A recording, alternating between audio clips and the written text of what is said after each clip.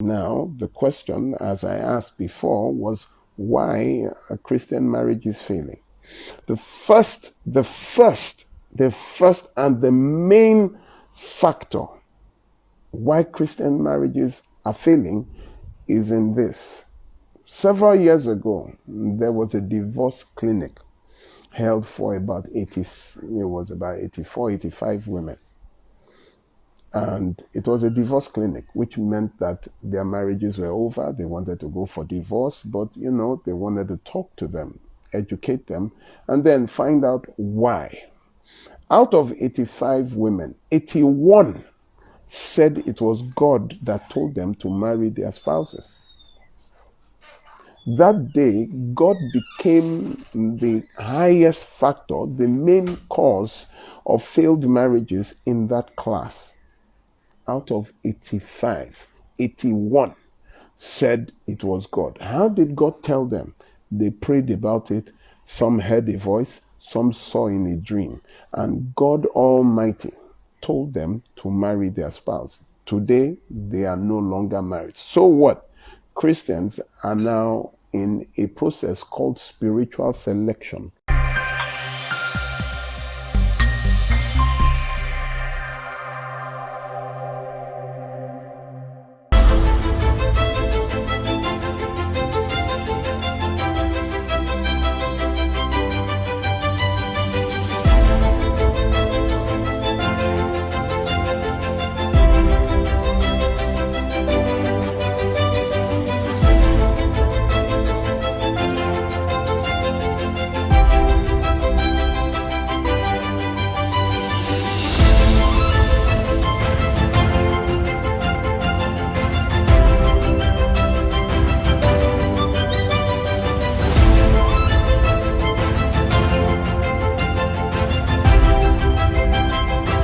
So, how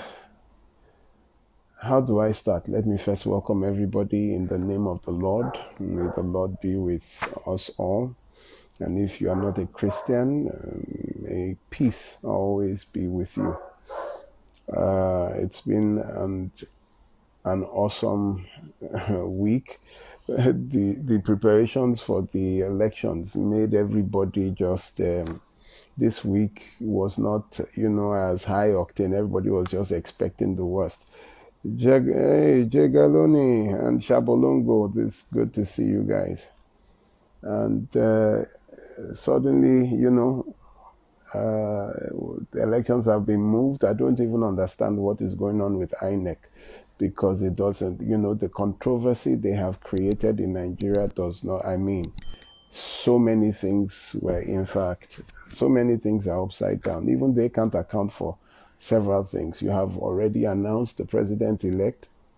Now you want to go back to start investigating cases of whether the election held at one ward. You now want to start examining proofs. If they could suspend the governorship elections, then why was he in such a hurry to announce the president-elect? Why couldn't he just pause and be sure of the figures he's collating before what was the rush to go announce a president-elect that led almost like 3-4 different parties to go to court? This is unprecedented, at times it's one party that will go. Now about 3-4 parties are going to, and requesting to see those BVAS machines. It's just amazing. I just pray that Nigeria will have a new beginning. I know that the days of impunity are now, we can see that in the next 4 years, impunity will be absolutely wiped out from this, at least political impunity. We can see the end. If not this year, if not this election, next election. But I pray for a fresh start for Lagos State, because that one affects me directly. Let me move away from politics into, bless for blessing. Good evening. Rumor, hey, this is Rumor. Good evening. So, if you have been following me either on air or via Instagram, you would know that the month of March is always a month we dedicate to domestic violence and abuse. They were smeg. They didn't expect the reaction they got, especially from LP. Yes, everybody's eyes are opened. Everybody came out to vote. They can't even believe. So as I was saying, March is always dedicated to domestic violence and abuse. And Chabolungo, I live in a city less than 300,000 population in France. They have the same bridge like the one in London. I don't know what is wrong with Nigeria. It is well. Let me just, if I start with politics, I will not end. But let me just go on into today. The month of March is always dedicated to domestic violence and abuse because there is something I don't understand. Excuse me 1 second. Who's that? Stop with that. There's something I don't understand, and that is the fact that the month of March always determines the curve of violence, especially in domestic violence in Nigeria. You will find that if it peaks in March, then the entire year is full of violence. If it dips in March, then the entire year would be reasonable. But for the past 10 straight years, the month of March is like the full moon of the year. You know, all around the world, crime increases every full moon. In fact, in America, they have to draft extra policemen, call off-duty cops every time there is a full moon. It is synonymous with crime. But March is like the full moon of domestic violence and abuse. It is always laden with domestic violence. It is crazy. So I always use the month of March to teach, to make awareness, especially those living in domestically violent marriages. Can you imagine? The 1st of March, Mr. Shegun Ebenezer, a carpenter, was arrested for allegedly killing his wife, Omotosho, by beating her to death over an argument of who owned the house. He hit her with a padlock on her head and she bled. When he saw that she had started losing blood, he tried to rush her to the hospital, but she died by the time they got to the hospital. Now, you know the funny thing? While she was bleeding, she sent a voice note to her family members that she was in a fight with her husband and he had hit her with a padlock, that if she dies, they should know he is responsible.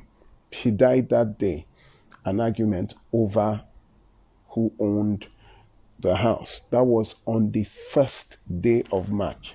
Now, on the 2nd day of March, a gentleman known as Tunde was asleep with his girlfriend in somewhere in Lagos here, and a lady that he had dated named Patience came probably to see him, or we don't know which lady is which, just saw him in the house sleeping, and the lady, this was around 5 a.m. in the morning.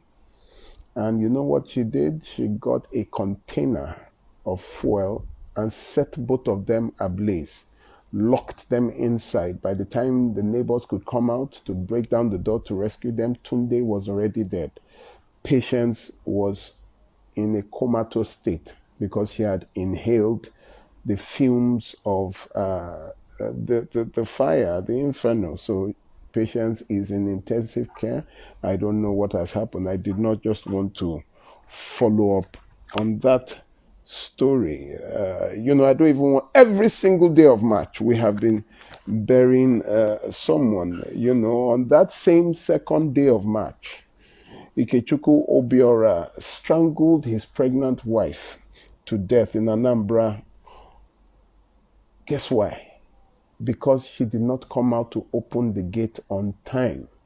he came back from a place and was horning at the gate, and the woman did not open the gate on time. She was pregnant, very heavy. And when she came to open, he got out of his car, hit her, and grabbed her by the neck, choked her, and she died. He has been arrested, and he actually confessed to the crime. The marriage had been an abusive one right from the very beginning. This is 3 deaths in less than 48 hours. Do you understand what I am saying? This is just the 2nd of March. I did not even want to reach out to anything on the 3rd or 4th or 5th of March because 2 other incidents got to me from Ajegunle. But there is one that even beat my imagination. It happened on the 6th of March. A girl, Malama Hawa, in Kebbi State, was attacked by her husband over a dispute that she did not understand. First, she married him too early. She was forced to marry him by 17, 18. She did not want to marry him in the first place, but she was pressured into that marriage by her parents. This man would leave home for 2 months straight. She would not know, but she kept herself. She kept cool, and so he would come back with such an aggression. But unfortunately, the 6th of March, he came back, they had an argument, and he entered the room. Do you know what he did? He came out with a cutlass, cut off her right hand and cut off her right leg. She has no right hand again, that is, cut it off from the elbow, not that the wrist, cut it off from the elbow and from the thigh. They had to amputate both because of the deep machete cuts. Now she has 1 hand, 1 leg in Kebbi State. Because of what? Because of marriage. I have warned, and I keep warning people, that the month of March, I have no explanation, physically, scientifically, or spiritually, for why it signals, it heralds the worst in man against spouse. Domestic violence and abuse is also called intimate partner violence. It is violence and abuse within the home. So husband and wives are not the only victims of domestic violence and abuse. In fact, the children are the primary victims of domestic violence and abuse because the trauma is worse on the children. Everyone living in the household, whether the house help, whether the uncles, whether the nieces, whether the cousins, everyone living in the house where domestic violence and abuse occurs is a victim of the domestic violence and abuse. Now, I want to take you around some statistics. In Nigeria, 1 in every 4 marriages would end in a separation or divorce by the 2nd anniversary of that marriage. 1 in every 3 women will suffer domestic violence and abuse in the first year of their marriage. Worldwide, 38% of the murders of women are committed by intimate partners, lovers, or spouses. It is always a known person. That is 38%, which means 1 in every 3. Let me not even go there. In 2016, a foundation called the Clean Foundation conducted a survey in Badagry. Badagry is one of the 5 subdivisions of Lagos State. And between January to September, there were 30,000 reported cases of failed marriages. 30,000 in 9 months. In 2020, there were 4,000 reported cases in the month of January alone of divorce petitions. Do you understand? The funny thing is that 87% of failed marriages are from the Christian marriages. So what that tells you is that the fact that you're a Christian makes your marriage more likely to fail than to succeed. It is estimated now by our own research that by 2025, the Christian woman or the simple woman, the simpleton, which is usually the Christian woman, would more likely die as a result of a marriage and its complications than any natural disease that is in Nigeria. So the funny thing is that initially the first question was, why are marriages failing? But then when you go deep in and you see the statistic of failed marriages, you would see that a lot has got to do with those of the Christian faith. The first issue when we break down domestic violence and abuse as a total heading, the subheading will be the causes of abuse, first of all, which usually, now that we find that the number one set, if you classify by religion, of those who are successible, who are prone to failed marriages, whose statistic cover in our own Western region, cover the entirety of domestic violence and abuse, separations and divorces, are Christians. So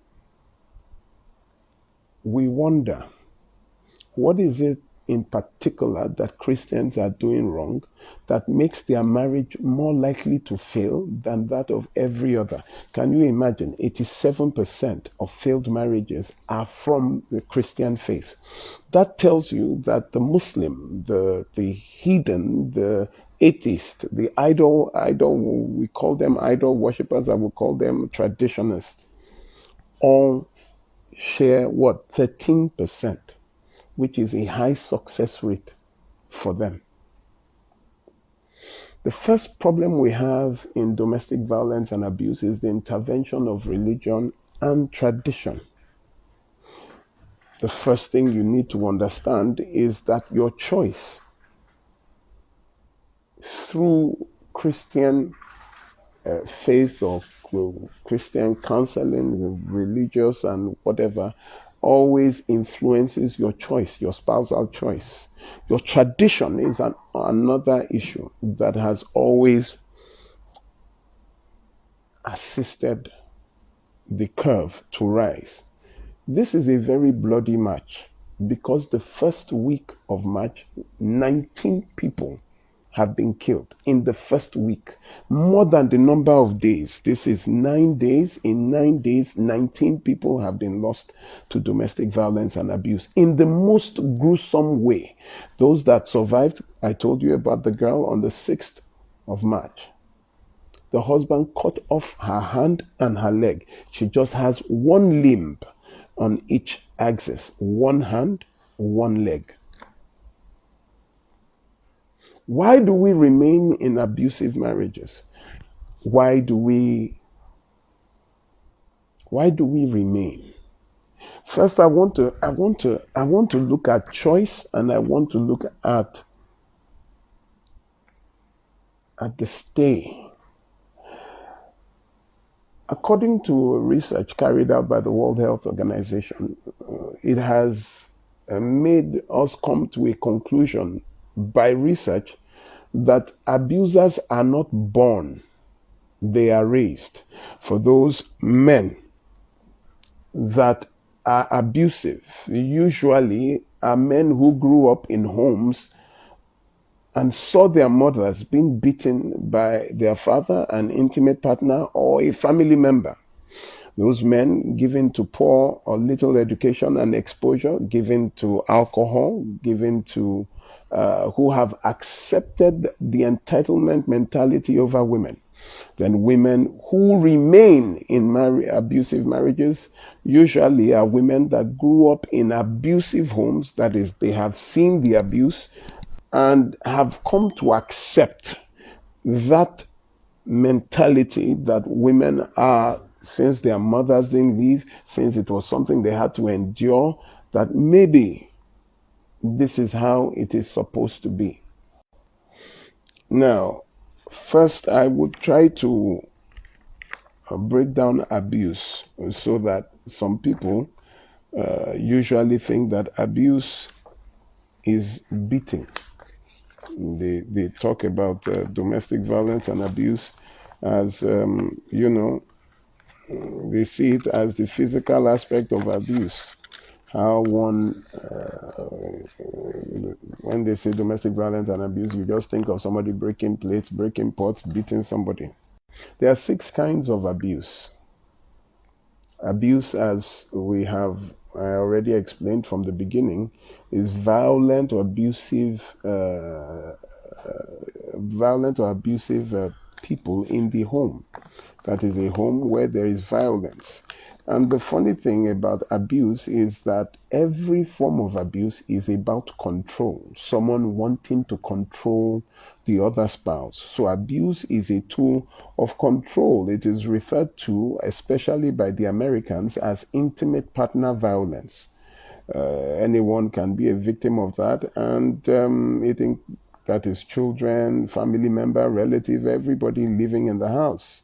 It is a pattern of behavior. That is, it is a pattern. It is repeated. The thing about patterns is when you look at clothes, it is a pattern. It is repeated. It has to be repeated.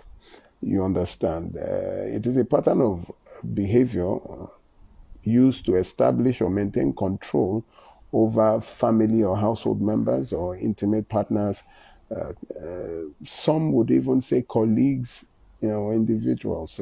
But I will put it as I want to put our own strictly to the home. Now, there are 6 kinds of abuse. The first kind of abuse is the emotional abuse. People do not realize what you mean by emotional abuse. It is undermining a person's sense of self-worth and confidence. It is through constant criticism, belittling one's abilities, name-calling, abuses. Emotional abuse is verbal. They are words said. It damages a partner's relationship with the children, not allowing the partner see family and friends. Those isolations when you marry and then suddenly you cannot go and see your family. They want you to be here. You are being called foolish or stupid in the presence of your children. Things like that are emotional abuse. Emotional abuse they are words said, And I wrote down some things here so that I will not forget and so that I will be fast. Emotional abuse is when your partner calls you names, insults you, or continually criticizes you. When your partner does not trust you and acts in a jealous or possessive manner, tries to isolate you from family and friends, monitors where you go, where you come, who you spend your time with, that is emotional abuse. They punish you by withholding affection, humiliates you in any way, that is emotional abuse. Now, the ultimate abuse for me is not the physical abuse, that is the beating. Because if you slap me today, in another 3 days, it is gone. You will not see it. But words said that goes deep inside where no methylated spirit can be used to clean, where there are no bandages. It is raw. It is things that eat you up from the inside. That is the worst kind of abuse. When you have been told how ugly you are, how stupid you are, how you cannot cook, you cannot do anything well, how I did you a favor by marrying you. I mean, there is nothing you say. You used to be smart, but since you have been married, you are no longer smart. By the time you are told how dumb dumb you are, how stupid your idea is, that you should just keep quiet, you don't, you know, though, that is emotional abuse.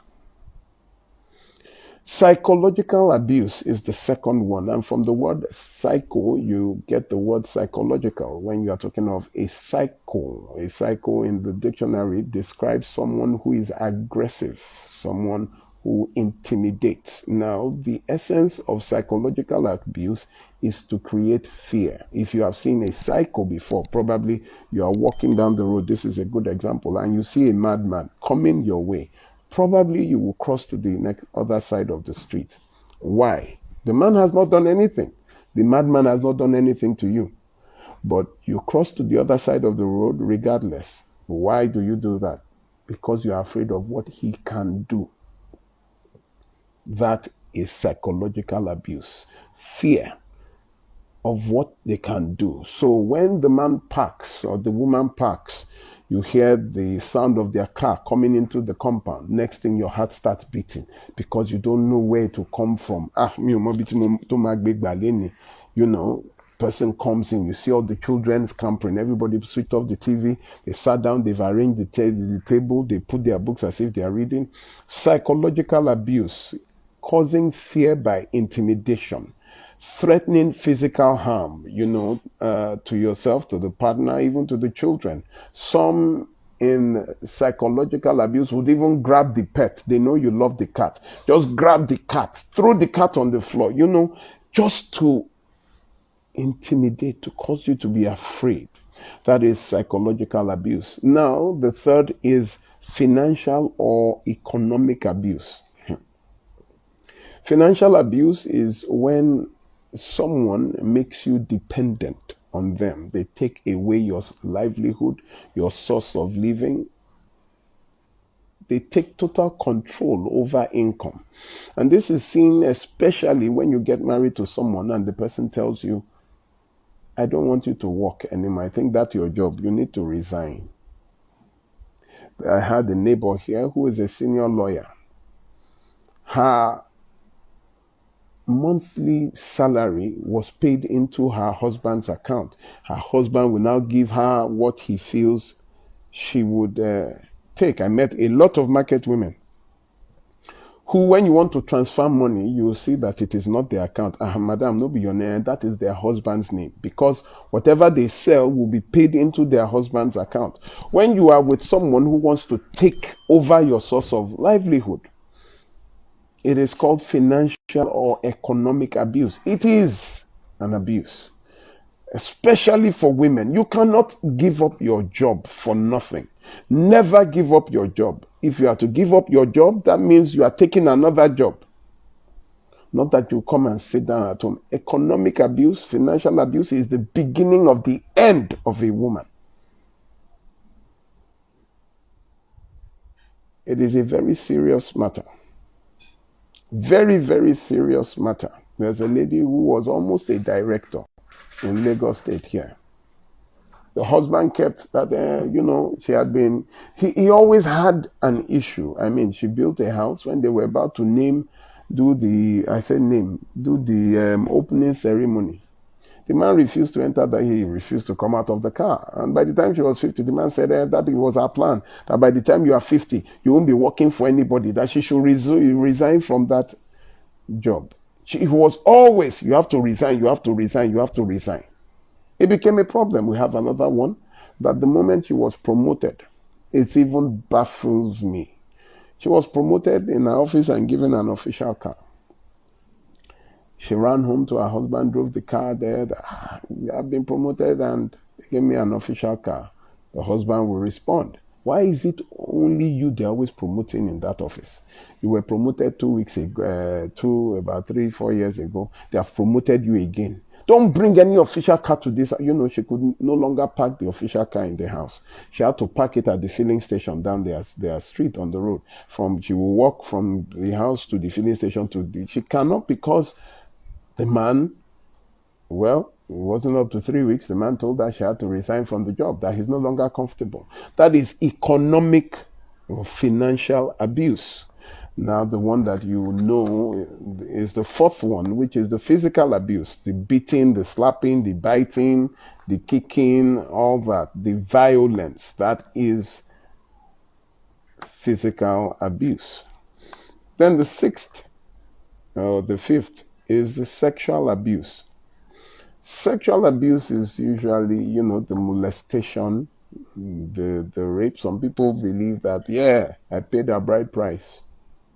So she has to, you see, they don't know that it is possible to rape your own wife. What is the definition of rape? Forceful, without consent. Now, a person beats the wife, and this happens a lot nowadays. When the wife is being beaten, especially to the point of bleeding, the man gets turned on sexually. So while the beating is going on, they rip the clothes off and then want to have sex at the same time, knowing that the woman will be absolutely dry. They force themselves in anyway, causing tears, causing bleeding. Sexual abuse. Also being forced to take part in a sexual act that you do not want to. Let me give you a very, just one of those examples. There was a lady who got married to this guy. And then, she found out that during sexual intercourse, he wasn't really moving, it was very far between and few. And she got a little concerned. So she asked him, is it that I'm not doing it well, or what is it? You are not really, you don't touch me, you don't. The man said, no, that it's okay, there's no problem. Then after he said, well, I was just wondering, he likes something, if, somebody comes to join them in the bedroom, and she was like, that. He said, no, not a problem if she doesn't like. And, after some time, she started thinking about it, that if it is what will make this man happy. So on his birthday, she decided, Fortunate daughter, welcome. On his birthday, she decided to, okay, just get him his wish. So she looked around, got another woman, and the woman joined them in bed. So she had that surprise from when he came back home, the roses and everything. And then the man was just smiling, took to the bedroom and met another lady, the kind of size he likes, busty. And the man said, what's up? And she said that, I just wanted to give you your wish for you as a birthday gift.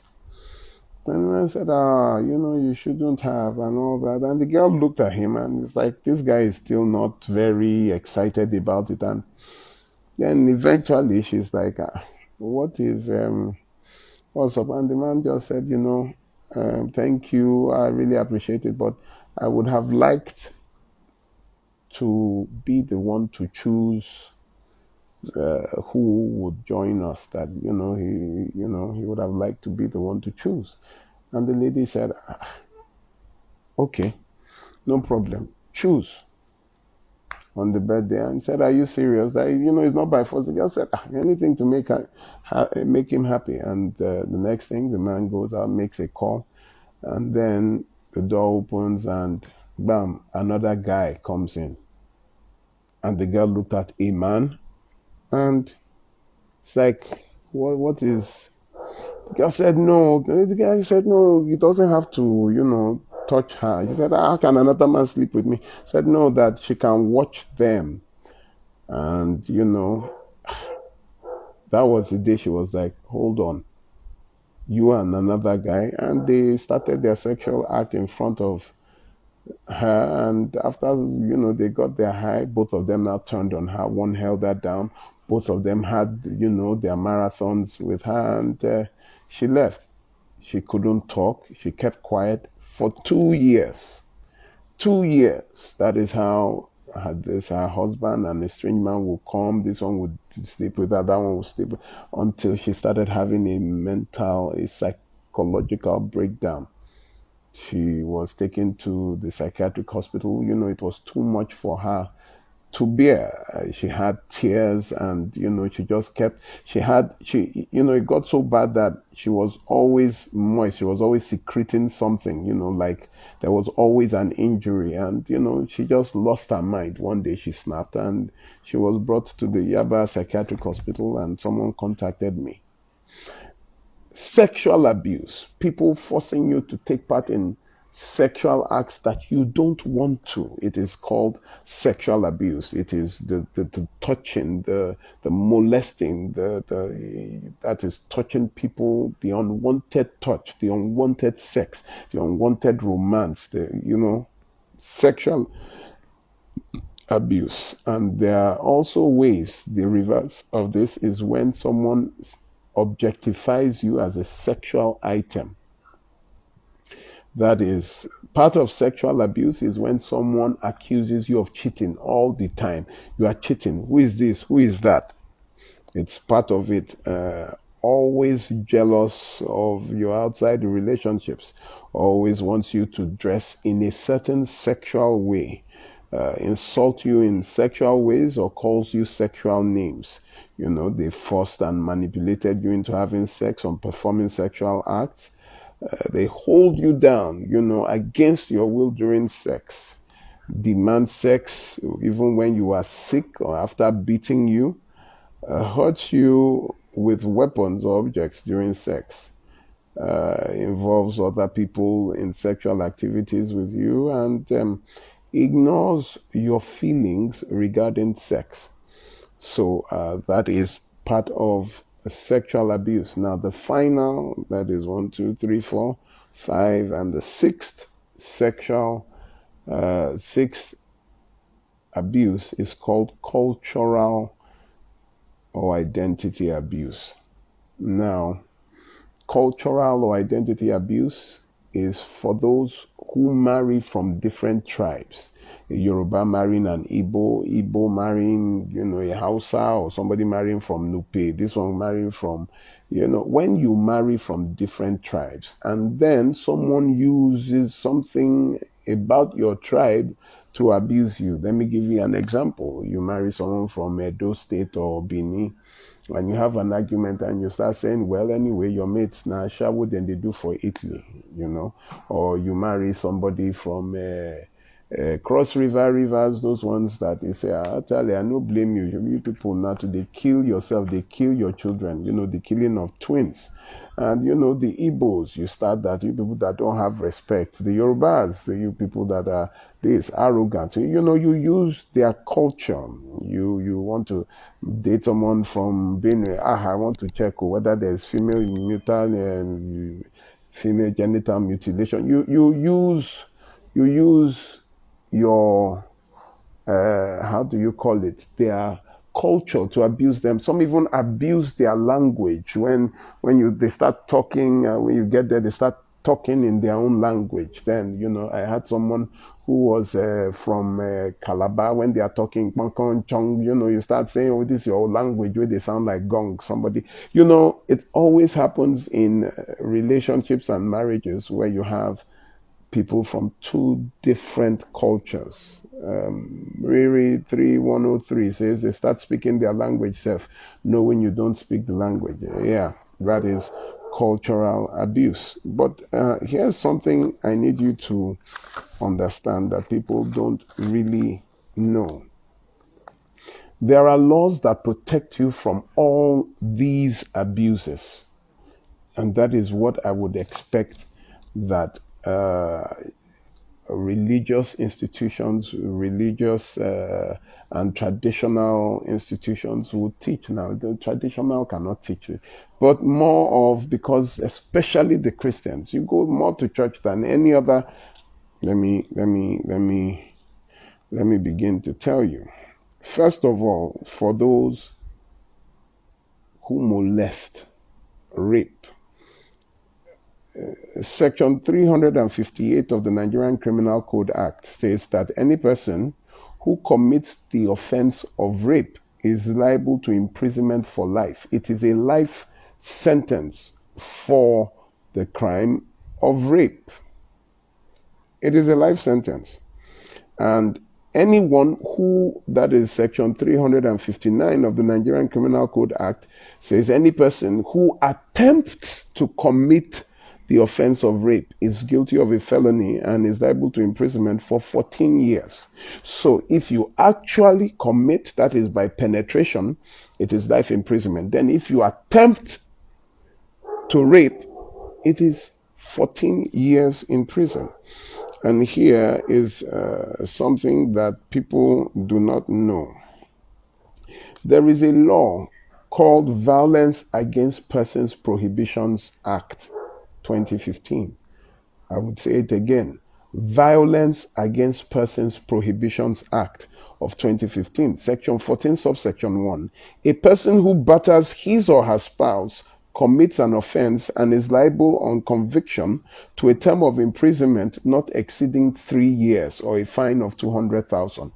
It is a crime to beat your spouse. It is an offense punishable by 3 years imprisonment. But people also don't know that section 14 subsection 1 says a person who causes emotional, verbal or psychological abuse on another commits an offense and is liable on conviction to a term of imprisonment not exceeding 1 year. You did not know that emotional, psychological and verbal abuse is against the law. It actually comes with a 1 year prison sentence. A lot of the abuse that we go through is already provided for in law. Now, the one that even tripped me, I was so happy when I saw this. Section 12, subsection 1 of the Violence Against Persons Prohibitions Act states that a person who causes forced financial dependence, that is economic abuse, that is telling a spouse not to work, that is taking over the business of the spouse, commits an offense and is liable upon conviction to a term of imprisonment not exceeding 2 years or a fine of 500,000. You did not know that it is illegal to tell somebody not to work. You marry a woman who went to the university. I have a client, first class in her university. First 2 months of marriage, the man had told her to. I tell them, if you don't want a woman that is educated, why don't you marry an illiterate in the first place? But you would marry a woman that went to primary, secondary, and university and did masters, and then you tell them to sit down in the kitchen. I even wonder at the kind of women that will sit with such men, that will now go and resign. I'm with somebody, she had 3 jobs. She got one at Zenith, told her to resign. Eventually frustrated her, she resigned. Got another one at an insurance company, resigned. 3 jobs, now jobless. And the man now kicked her out of the house at the end of the day. No money.